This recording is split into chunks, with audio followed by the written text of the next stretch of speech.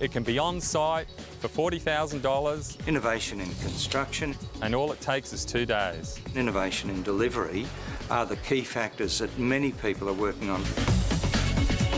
We can do a 3-storey home in as little as 2 weeks. They're calling it the future of housing, but it's already here.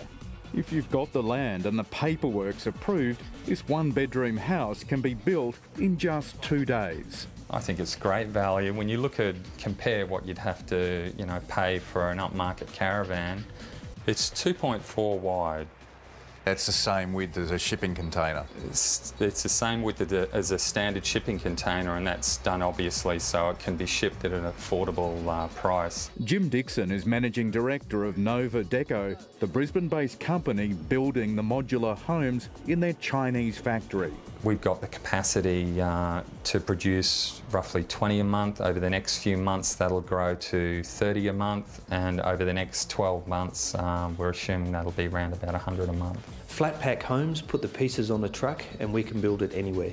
Rob Viers is Managing Director of SIPS Industries, which produces lightweight panels that can slash the building time for high-rises, businesses and houses. Rather than waiting many months or up to a year or two for larger builds, we can erect the homes from a week onwards for standard single stories. The panels cost about the same as building with brick, but the real savings come once the house is finished. The main benefit is the ongoing cost or the utility cost for the home, reduced heating and air conditioning bills, which account for up to half the energy cost for a house. You're saving 50% per annum on your energy bills at least. Bondor's Jeff Marsden talking up the benefits of his Insor Living home, which goes from slab to lock-up in just 10 days. You're expecting a traditional house to cost around $200,000.